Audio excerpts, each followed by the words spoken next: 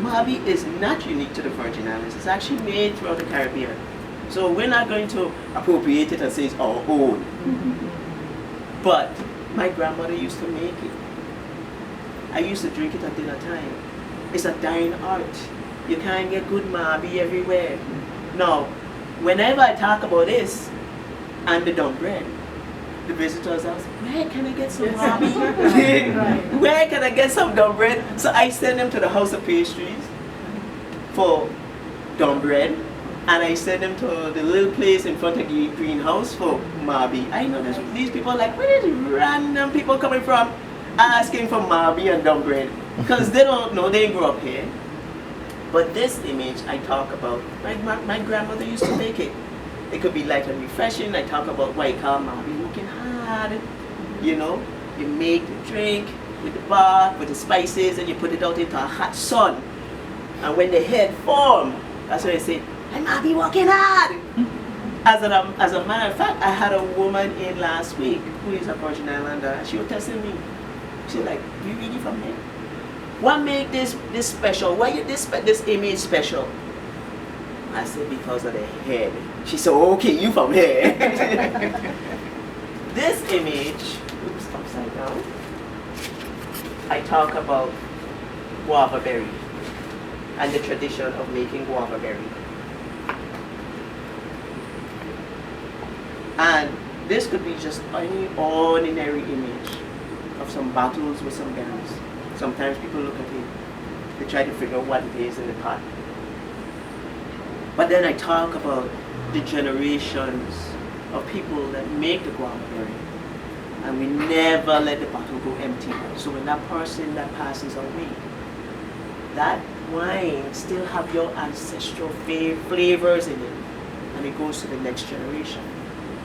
This Demijohn, this wine, came from my great-grandmother. So it's been in my family for 4 generations. I don't think my mother come by it honestly. You know how that happens? Sometimes it will get passed on, sometimes people are swiping.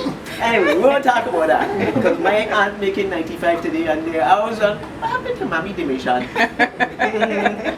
This Demijohn and this wine has been in my father's family for 3 generations.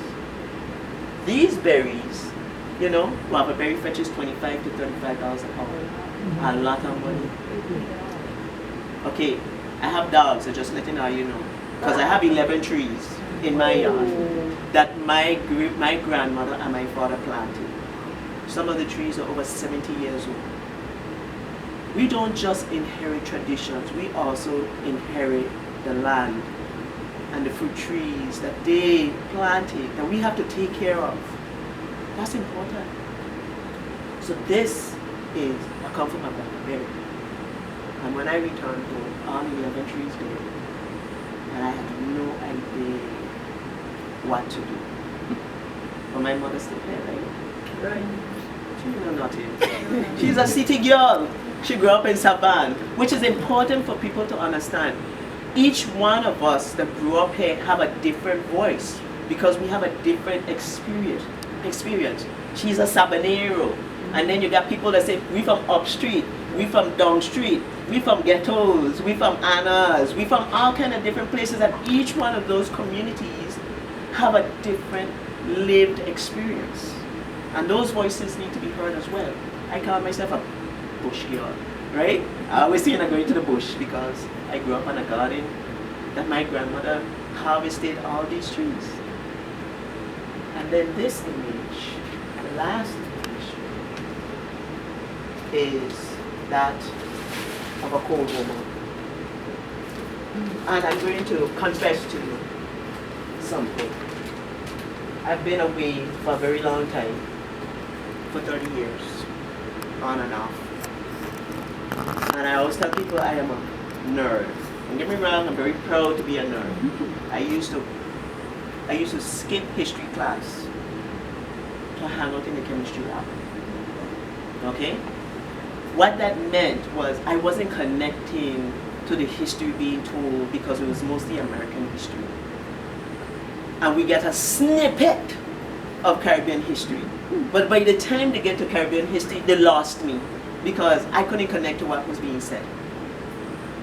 So this cold woman, although it is the most powerful image that I've created to date, I didn't know her history until I created the image.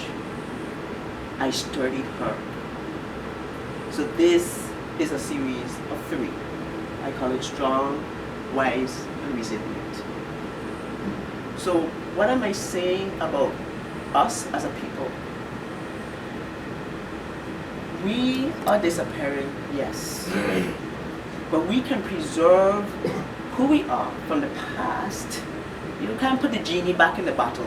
We are going to transform. Culture is going to evolve. Because none of our culture is completely Virgin Islands culture. We know we have European influence. We know we have influence from other Caribbean islands.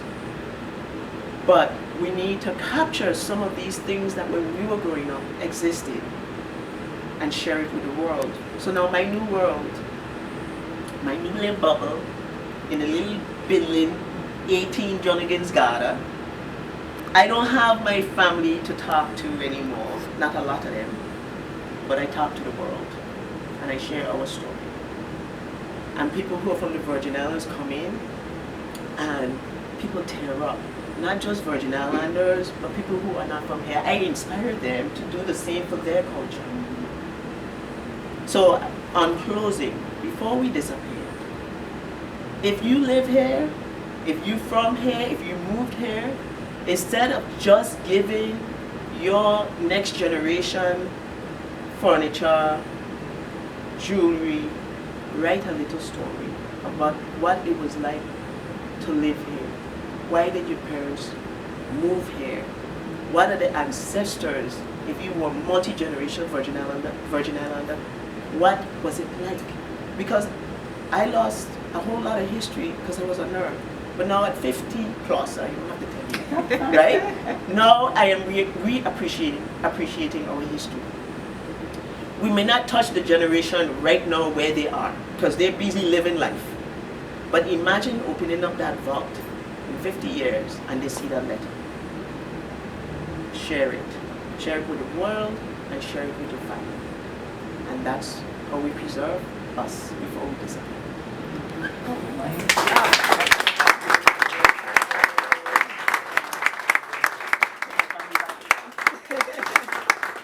And so I want to open it up for any discussion, any commentary. My second grade teacher here. Any questions? Yes. Tell us a story about the cold woman. What did you learn? So, you know, the woman, she used to carry 85 to 100 pounds of coal on her head. There are varying stories of how she used to get paid. Some for 1 cent, some for 2 cents, some with a tally. And the tally was the shopkeeper tally. But the tally had a value on it. But sometimes the shopkeeper could raise their prices and now that tally is worthless. So this woman, with all that she carried, she had the physical strength to carry this basket. I don't think I could do it. That's like carrying a little human being on top of your head. She had the mental agility to also do her wifely duties after she did this grueling work day in and day out, and go home and take care of her husband and children. But regardless of the little that she was being paid, she also contributed to the financial strength of the family. So the series is actually called Backbone, to honor these women.